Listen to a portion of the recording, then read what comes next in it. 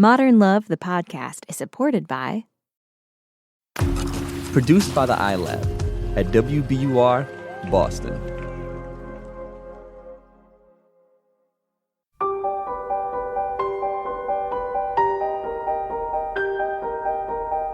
From the New York Times and WBUR Boston, this is Modern Love. Stories of love, loss, and redemption. I'm your host, Meghna Chakrabarty.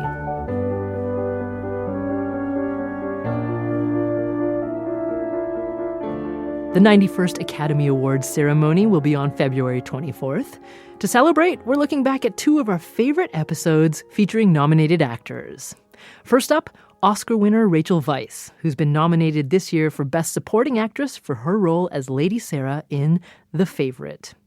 She reads Kristen Sherrill's essay, When Eve and Eve Bit the Apple.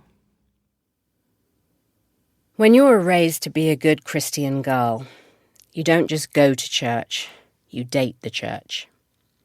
Church is the significant other with whom you spend weekends and evenings, the boyfriend whose friends become your friends, the girlfriend with whom you share all your dreams.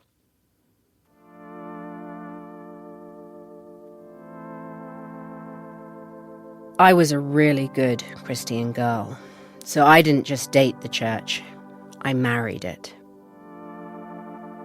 After graduating from a Midwestern college whose motto is, For Christ and His Kingdom, I moved to New York City. It was my first time out of the evangelical cocoon, and my priority was finding a church I could love, commit my life to, and make my spiritual and social center. My search ended in Brooklyn, where I found a church of young, creative people and fledgling professionals who, like me, were looking for a faith less burdened by fundamentalism. We forged a quick camaraderie, including with our pastor, who was as much friend and peer as spiritual leader. We hung out in the pews on Sundays, but also in bars and each other's living rooms throughout the week. Soon, this congregation became my beloved.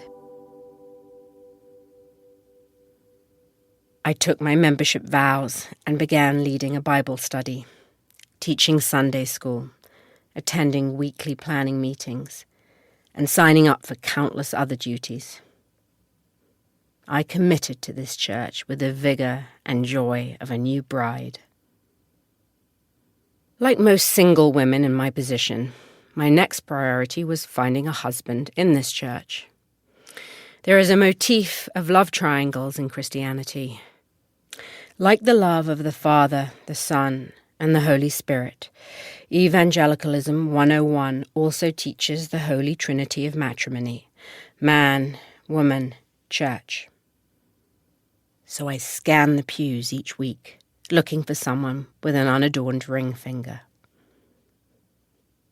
One Sunday, I noticed a new woman in a suede jacket, her short dark hair tucked under a brimmed hat. Our conversation was unremarkable, and yet I was captivated. I tossed out the most evangelical invite. Do you want to come to my Bible study? She did. Then she came over for dinner. Then she began sleeping on my couch. We met for coffee and whiskey and eventually lost track of who paid for each other's tabs. I convinced her that biking in New York wasn't too hazardous, so she bought a bicycle on Craigslist. When she crashed, twice, we went back to my apartment where I cleaned pebbles out of her skin and bandaged her ankle. Then we unknowingly went to a museum exhibition featuring gay and lesbian art, and I was forced to think about us. But I wouldn't let myself acknowledge what was so painfully obvious. Over the following months, however, as Jess began stashing extra shoes in my closet and bringing home groceries to expand my diet of frozen burritos, I couldn't deny that I was falling in love. And with that realization, I fell off cloud 9 and stared into the fires of hell. I finally came out to myself. Then I scrambled right back in. At stake was my soul and identity, my entire worldview and spiritual cosmology, my relationships with friends, family, God. That holy trinity of husband, wife, and church haunted me even as it slipped out of reach. It was a crisis of eternal proportions. I fell deep into an inferno of shame and panic. My fear of hell shut down any capacity to imagine a future with Jess. I repented of what Christians call my struggle with same-sex attraction. But still, I found incomparable delight in her. I read countless books on homosexuality, and yet clarity escaped me. Fighting for solace, I convinced myself that Jess and I were just friends. Well, that worked until one night when we went to the ballet and I kissed her and she told me she loved me. For the first time, I felt complete, loved, known. Lying beside her healed my past and present self. It also confirmed my worst fears. I woke up terrified. I needed to kick Jess out and end things with her immediately. But first, we had to go to brunch. It was the kind of brunch we couldn't skip, a going-away celebration for a good friend. We barely endured the long mimosas and eggs Benedict as we contemplated our catastrophically changed lives, a la Adam and Eve post-fruit, full guilt. Finally, the check was squared, and we left to confront the reality of us. As we walked, Jess noticed a distraught homeless man standing in traffic. Never one to ignore a person in need, she called him over to the sidewalk where he began to share his story of the wounds life had inflicted upon him. Jess listened patiently. I stood aloof and awkward while she offered to buy him lunch. When they exited a nearby bodega, the man had a bag of food, a hot coffee, and something like a smile on his face. "How much?" the man asked. "Oh, nothing. It's a gift." "How much?" the man insisted. "Okay, well," Jess hesitated. $1. He reached into his jacket and pulled out a coin purse, counting out 4 quarters and placing them in Jess's hand. Then he left. Jess looked at the quarters. "These are the most valuable things anyone has ever given me," she said. "I don't even know what to do with them."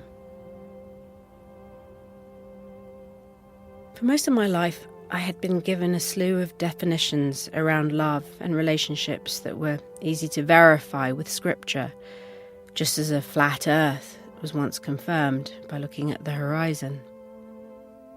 But watching Jess interact with this man, I saw a new horizon, one that was more complicated.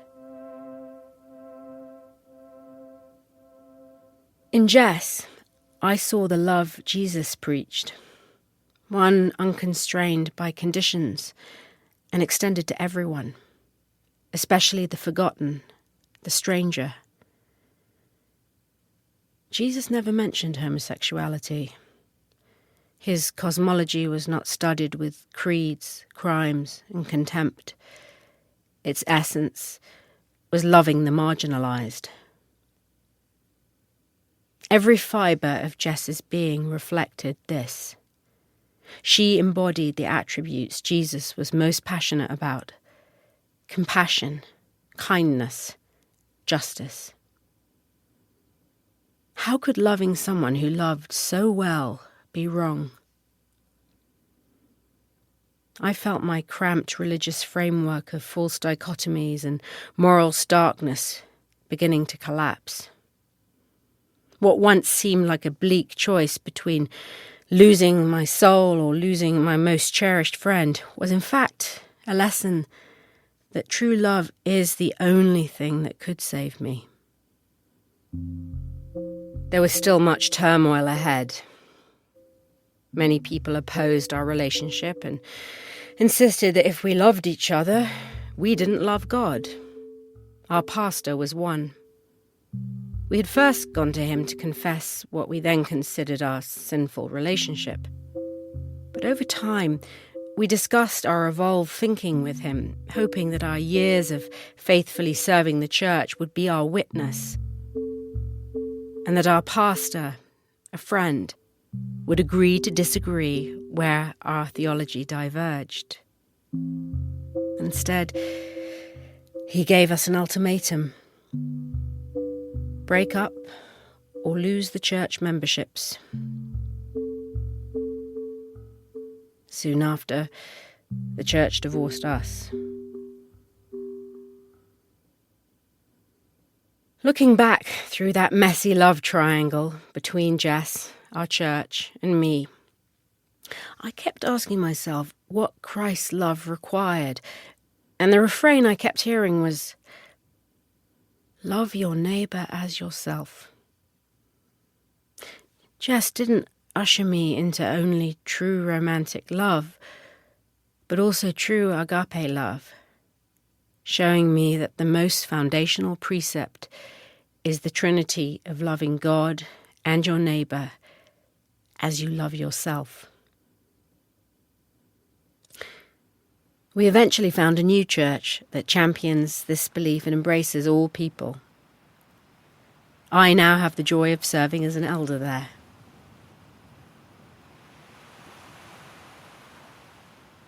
Two years after our first kiss, Jess and I sneaked onto an empty Rhode Island beach.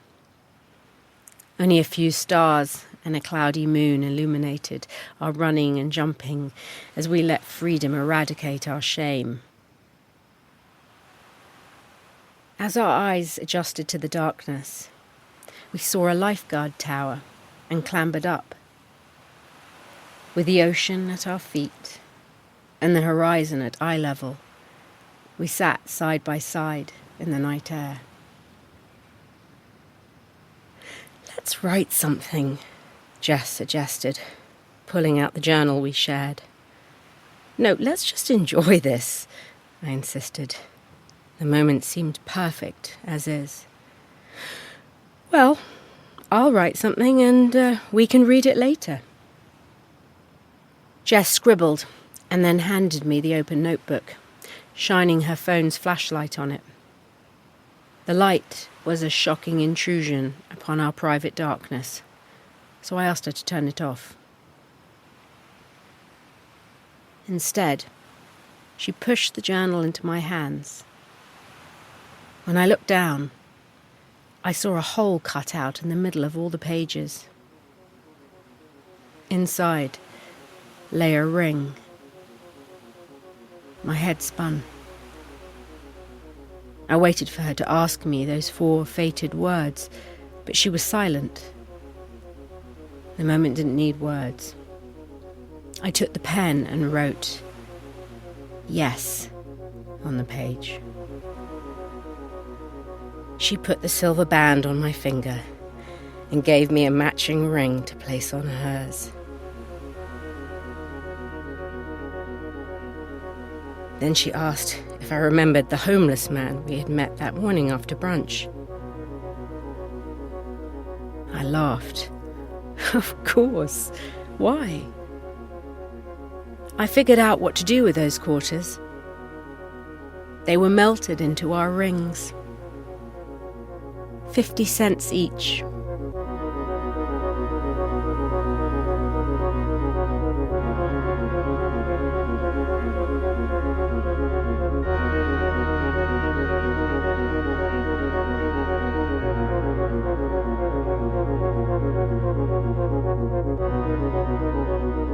That's Rachel Weisz reading Kristen Sherrill's essay, When Eve and Eve Bit the Apple. After the break, Willem Dafoe.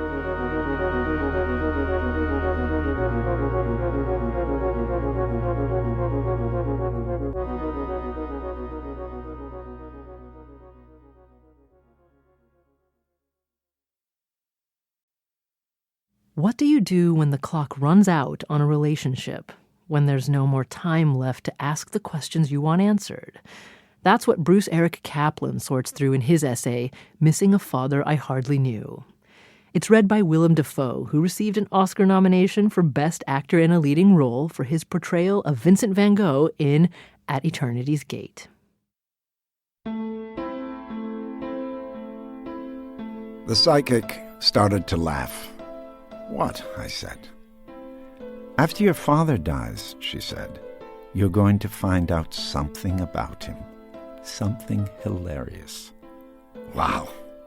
What?" "They aren't saying, but apparently it's really funny. It's been going on for a while." "Is it going on right now?" "Definitely." This is very frustrating, I thought. "Is it sexual?" I asked. "I think so, but it doesn't have to be." I scrolled through the various possibilities to think of what it could be. Nothing felt like him. "Obviously," she said, "you must have sensed already that he had this surprising thing going on that you know nothing about that is just totally crazy and hilarious." I thought for a moment. "No." "Well, whatever it is, when you find out, you're going to laugh." This conversation happened 9 years ago. My wife was writing a television pilot based on a book about a famous psychic. We were having dinner with the psychic, and she did an impromptu session with me so Kate could see her in action. I say this to stress that the prediction came from someone a lot of people considered to be a very reliable source. When my father, Jerry, was dying just over 2 years ago, I kept thinking about how little I knew him, which isn't to say I hadn't spent time with him. I lived with both him and my mother in Maplewood, New Jersey, until I went to college. I talked to him on the phone every week when, soon after leaving college, I moved to Los Angeles. I came back frequently to see them, and then him, after my mother died. And in the last 5 years, I've worked on a television show that shoots in New York and saw him every spring and summer. But I am here to say we almost never talked about anything. Nothing. Zero.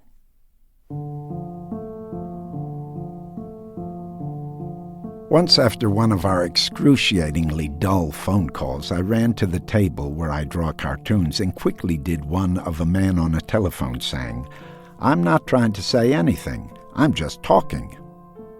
The week that cartoon appeared in the New Yorker, I spoke to my father and he chuckled and said, "Your cartoon was very funny this week." I was startled.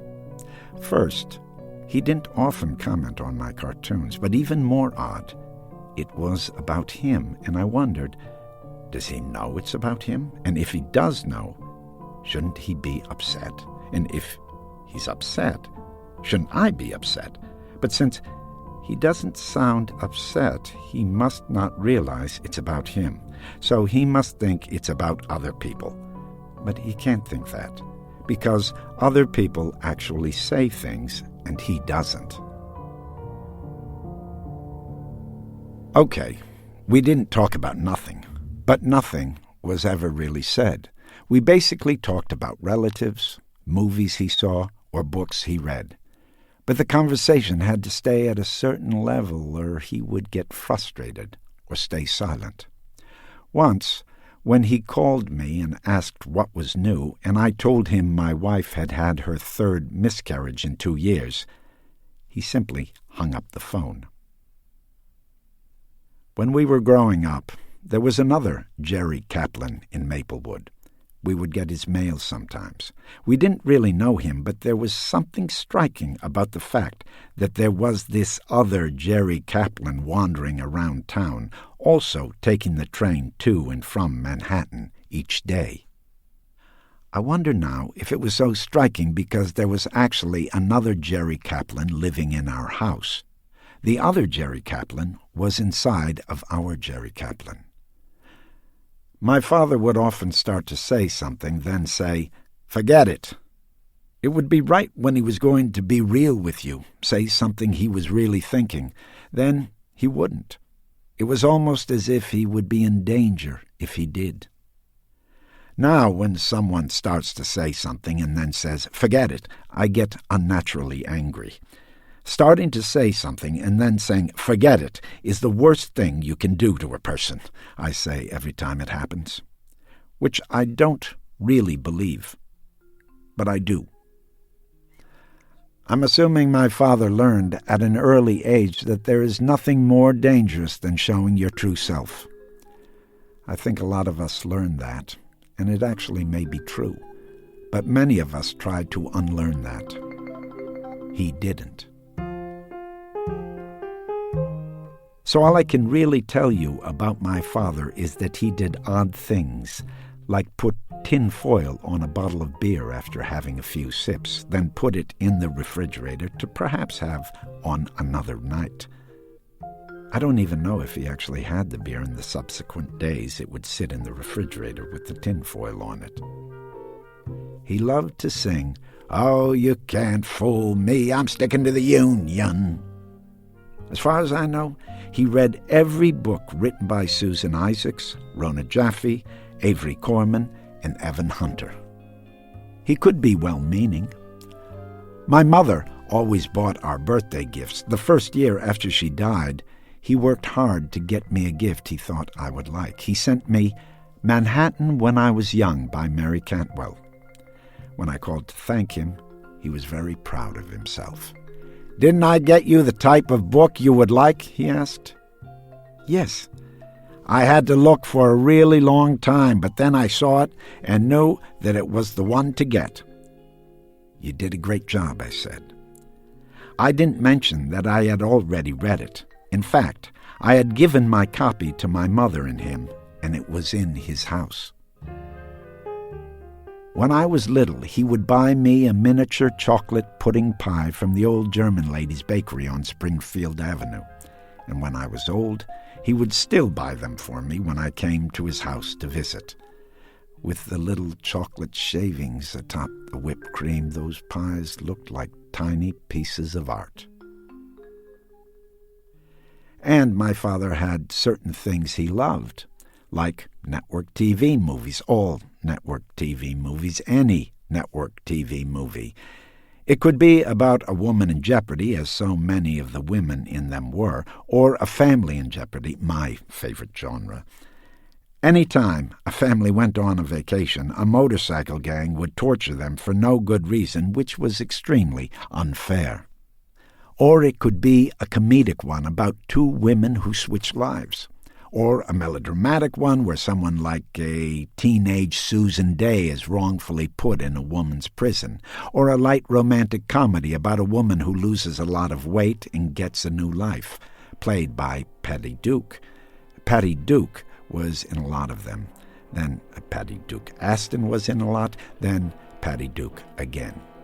Most nights, because they were on Sunday, Monday, Tuesday, Wednesday, and Friday, my mother would ask what TV movie was on. Night Terror, my father might say. As you might guess from the title, this was a woman in jeopardy one. Valerie Harper is driving across country by herself, and as often happened to these women, a stranger suddenly starts torturing her until, I think, she is forced to kill him in self-defense. They were almost always forced to kill the man in self-defense. "What's it about?" my mother would ask. "It's based on a short story," my father would reply, no matter what the movie was about. The first time, she really thought it was. Then it became their joke. Our joke, I guess. Because when I think about it now, I smile.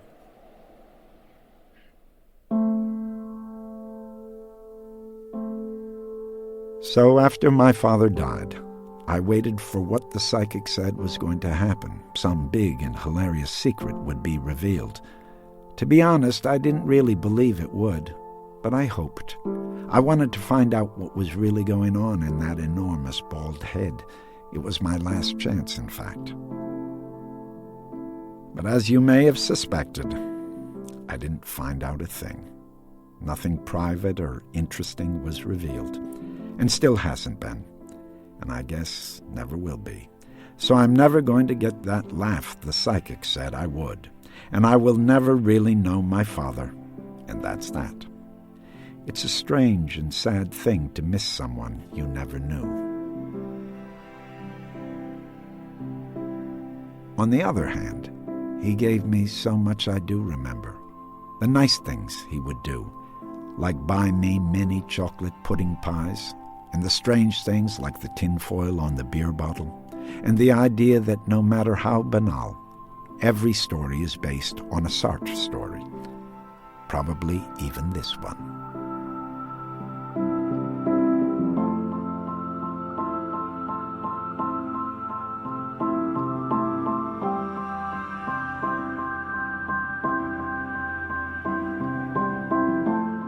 That's Willem Dafoe reading Bruce Eric Kaplan's essay, Missing a Father I Hardly Knew. We asked Willem why he connected with Bruce's piece. Basically, I like the details in the story. They aren't from my life, but they felt very familiar and expressed something poetic. And then ultimately, I think about my father, who has passed, and I loved him, but I didn't know who he was. Thanks again to Willem Dafoe. We've got more after the break.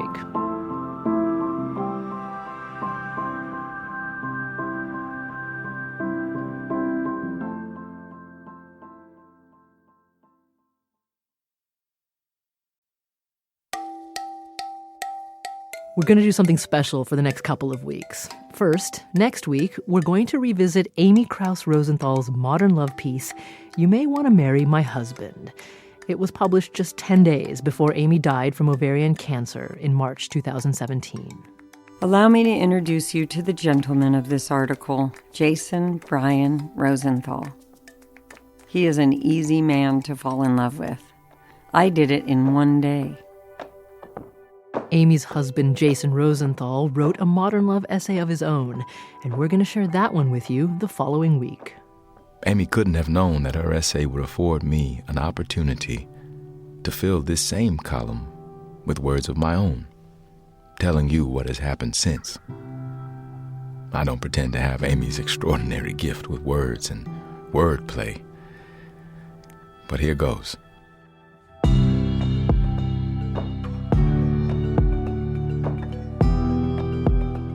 Modern Love is a production of The New York Times and WBUR, Boston's NPR station. It's produced, directed, and edited by Jessica Alpert, Caitlin O'Keefe, and John Perotti. Original scoring and sound design by Matt Reed. The idea for the Modern Love podcast was conceived by Lisa Tobin. Iris Adler is our executive producer. Daniel Jones is the editor of Modern Love for The New York Times and advisor to the show. Music for the podcast, courtesy of APM. I'm Meghna Chakrabarti. See you next week.